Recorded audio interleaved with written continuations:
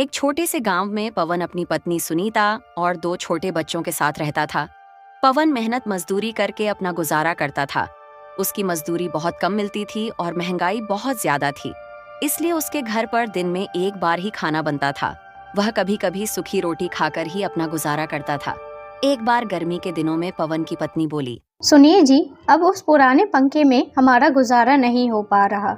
बच्चे गर्मी में बहुत परेशान हो जाते हैं। आप नया पंखा ले आइए। बच्चों को देखकर मुझे भी रोना आता है। मैं एक बदनसीब बाप हूँ जो घर में एक पंखा भी नहीं ला सकता। सुनीता, तुम तो जानती हो मेरे रोज की कमाई से हमारा घर का गुजारा बहुत मुश्किल से हो पाता है। ऐसे में मैं पंखा कहाँ से ला सकता हूँ? एक पंखा की कीमत कम से कम 200 रुपए होंगे और मैं दिन में बड़ी मुश्किल से ही 100 रुपए कमा पाता हूँ। मेरे पास अभी 50 रुपए हैं। तुम्हारे पैसे मोहन किसान के पास निकलते हैं। उससे 50 रुपए लेकर और मेरे 50 रुपए से 100 रुपए हो जाएंगे। तुम उससे एक नया पंखा ले आओ। पवन मोहन के घर अपने 50 रुपये लेने पहुंच जाता है। मोहन अपने घर के बाहर दरवाजे पर बैठा हुआ होता है। पवन को अपने घर आता देखकर मोहन उसे कहता है, अरे पवन भाई, आज मेरे घर कैसे आना हुआ? सब खैरियत तो है ना? हाँ भैया, ऊपर वाले का शुक्र है। दरअसल मैं तुम्हारे पास अपने उधार दिए हुए 50 रुपए लेने आया हूँ। मुझे एक पंखा लाना है। बगैर पंखे के रात दिन काटना मुश्किल हो जाता है। पवन भाई, तुम्हारा दुख मैं समझ सकता हूँ, लेकिन मेरी स्थिति भी कुछ सही नहीं है। इस समय घर में एक पैसा भी मौजूद नहीं है। तू अपने 50 फिर कभी ले जाना। इतने में ही मोहन की पत्नी आ जाती है। तुम पवन भाई के पैसे क्यों नहीं देते हो? ऐसी गर्मी भरी रात बगैर पंखे के कैसे काटते होंगे? पवन भाई, मेरे पास ये 40 रुपये हैं, तुम इन्हें ले लो। बचे हुए 10 रुपये मैं तुम्हें बाद में दे दूंगी। पवन 90 रुपये लेकर पंखे की दुकान पर पंखा लेने जाता है। दुकान वाले बहुत सारे पंखे दिखाता है, लेकिन कोई भी पंखा 100 रुपये से कम नहीं होता। सेठ जी, मेरे पास केवल 90 रुपये हैं। आप मुझे कोई सस्ता सा पंखा दिखा दो। अरे भाई, 100 रुपए से नीचे कोई पंखा नहीं है। सेठ जी, मुझे यह 100 रुपए वाला पंखा दे दो। मैं तुम्हें 10 रुपये 2-4 दिन में लौटा दूंगा। हम ऐसे कंगाल को उधार नहीं देते। कौन पीछे पीछे फिरे? जाओ, अपनी राह को 1 घंटा खराब करवा दिया। जेब में 90 रुपये लिए हो और पंखा लेने चला है 100 रुपये वाला। बेचारा सेठ की बात सुनकर निराश होकर घर की ओर निकल जाता है। रास्ते में वह सोचते जाता है, कितनी हैरानी की बात है। मैं सारा दिन काम करता हूँ, उस पर भी घर में कोई आराम का साधन नहीं है। ठंड में ठंड से परेशान और गर्मी में गर्मी से परेशान रहते हैं और ना ही कभी पेट भर खाना मिल पाता है। ऐसी जिंदगी जीने की से क्या फायदा जब मैं अपने बच्चों को सुख नहीं दे सकता। बेचारी सुनीता ने घर से निकलते समय कहा था कि पंखा जरूर लेकर आना। अब मैं क्या जवाब दूंगा उसको? बेचारी मेरी वजह से कितनी परेशानियों का सामना कर रही है। अब मैं क्या करूं? कहां जाऊं? तभी पवन को गर्मी से परेशान एक बूढ़े आदमी दिखाई देता है, जो किसी गहरी सोच में डूबा हुआ आसमान की तरफ देख रहा था। उस बूढ़े आदमी को देखकर ऐसा मालूम हो रहा था जैसे वह बहुत बड़ी मुसीबत में है, लेकिन पवन उसे देखकर आगे बढ़ जाता है। थोड़ी दूर जाने के बाद पवन सोचने लगता है, मैं कितना निर्दय हूं। उस बुजुर्ग आदमी को गर्मी से परेशान देखते छोड़ आया। कहीं वह बूढ़ा आदमी गर्मी से मर ना जाए। पता नहीं उसने कुछ खाया होगा भी या नहीं। कितना बुरा होगा अगर मैं उसे इस हालत में छोड़कर चला गया। मुझे उसकी मदद करनी चाहिए। फिर पवन वापस उसे बूढ़े आदमी के पास चला गया। उस आदमी को गर्मी से परेशान देखकर पवन को उस पर तरस आ गया। फिर वह उस आदमी से बोला, बाबा, आप इतनी गर्मी में यहाँ क्यों बैठे हैं? क्या आपको कोई मदद चाहिए? बेटा, मदद तो मुझे चाहिए, लेकिन तुम मेरी क्या मदद करोगे? तुम्हारे कपड़े तो खुद तुम्हारी कहानी बता रहे हैं। बाबा, मेरे बस का हुआ तो मैं आपकी मदद जरूर करूंगा। ज्यादा ना सही तो थोड़ा बहुत तो कर ही दूंगा। बेटा, मैंने एक शुद्ध खोर से ब्याज पर पैसे लिए थे, लेकिन मैं समय पर उसके पैसे नहीं दे पाया। इसलिए उसने मुझे मेरे घर छीन लिया और मुझे बेघर कर दिया। मेरे पास इतने पैसे नहीं है कि मैं उस शुद्ध खोर को पैसे देकर अपना घर वापस ले सकूं। ना ही मुझसे अब कोई काम हो पाता है जो उसके पैसे कमा कर दे सकूं। बाबा, आपके बच्चे नहीं हैं बेटा, मेरे 2 लड़के हैं। मैंने उन्हें दिन रात मजदूरी करके पढ़ाया था। जब उनकी नौकरी लग गई तो वह मुझे छोड़कर शहर चले गए। वहां जाकर उन्होंने अपना घर बसा लिया और मुझे भूल गए। एक दिन आए थे। दोनों भाई मुझसे मिलने नहीं, बल्कि मेरे जमीन बेचने। बड़ा बेटा कह रहा था कि पिताजी, मुझे शहर में बिजनेस शुरू करना है, इसलिए मुझे पैसे की बहुत जरूरत पड़ रही है। और छोटे बेटे को भी एक फैक्ट्री खोलनी थी, इसलिए दोनों भाइयों ने मेरी सारी जमीन बेचकर आधे आधे पैसे लेकर शहर चले गए और फिर कभी वापस नहीं आए। बाबा, मेरी पत्नी मेरा इंतजार कर रही होगी। मैंने आज उससे वादा किया था कि आज मैं पंखा लेकर आऊंगा, लेकिन मैं उसके लिए पंखा तो ना ला सका। इसलिए अब तुम एक काम करो, ये पैसे तुम ले लो। इन पैसों की मुझसे ज्यादा तुम्हें जरूरत है। हमारे पास पंखा ना सही, घर तो है, तुम्हारे पास वह भी नहीं है। अगर तुम और ज्यादा देर घर से बाहर रहे तो तुम्हारी हालत बिगड़ सकती है। इसलिए यह पैसे तुम उस सूदखोर को दे देना और उससे अपना घर वापस ले लेना। वह आदमी पवन से पैसे ले लेता है और पवन से कहता है, बेटा, तुम सच में बहुत नेक और अच्छे इंसान हो।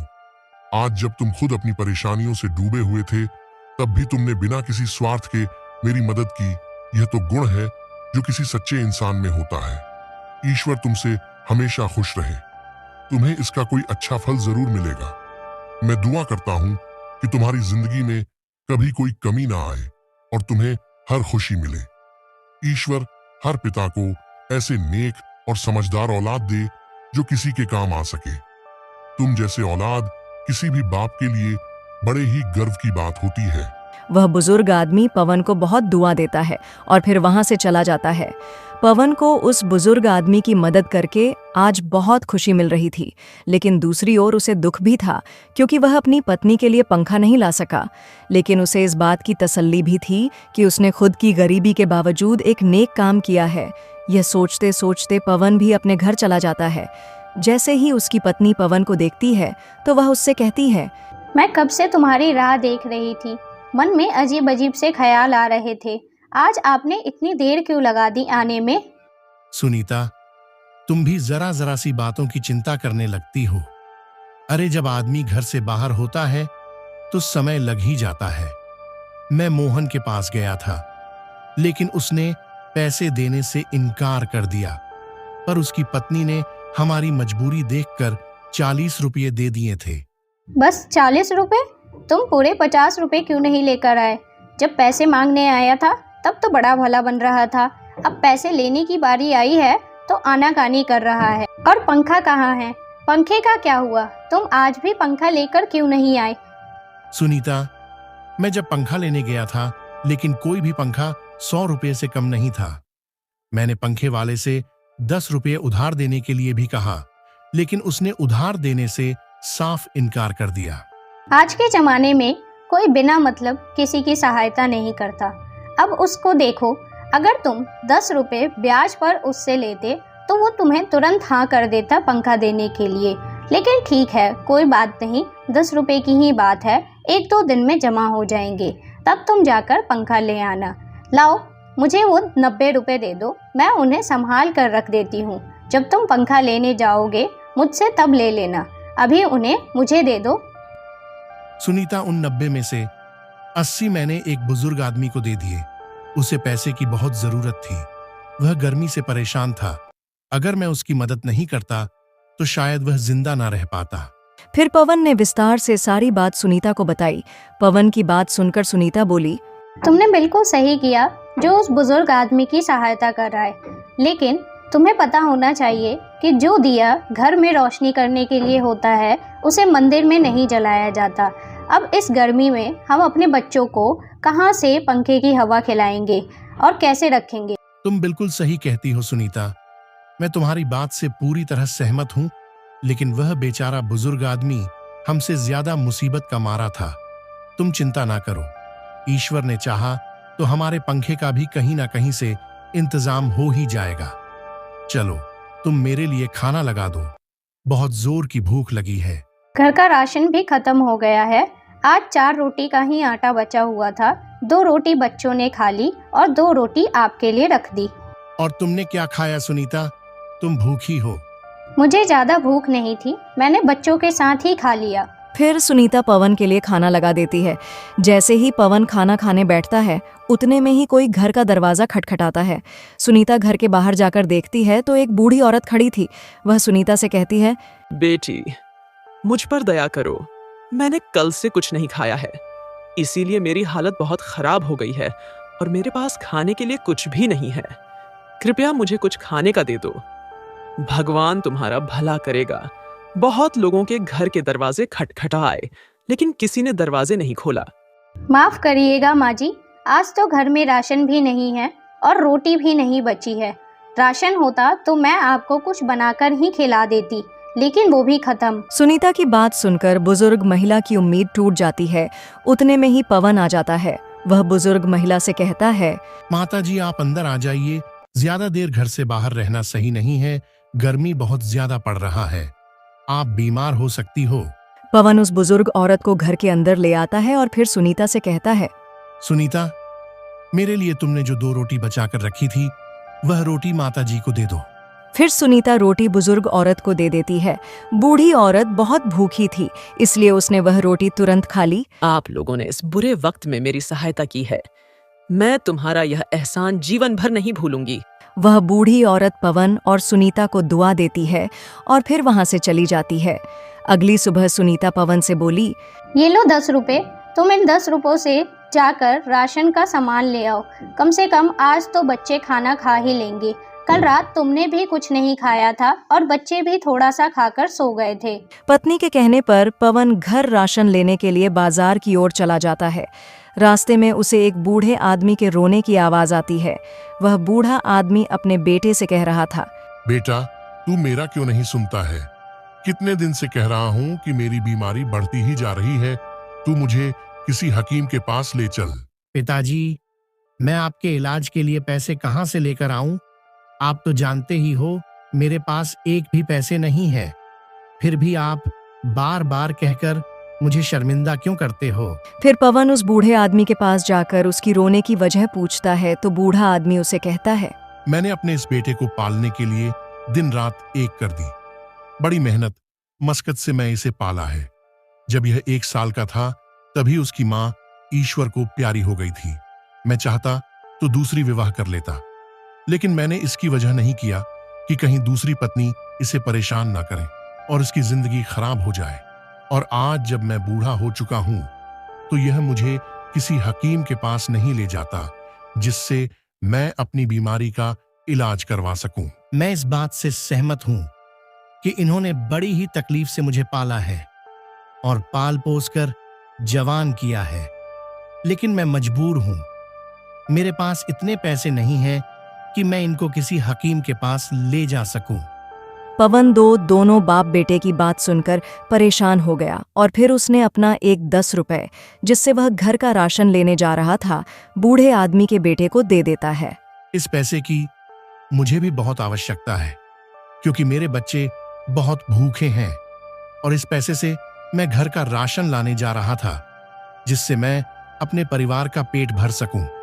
लेकिन अगर तुम्हारे पिताजी को समय से इलाज नहीं मिला तो इसकी जिंदगी खराब हो सकता है।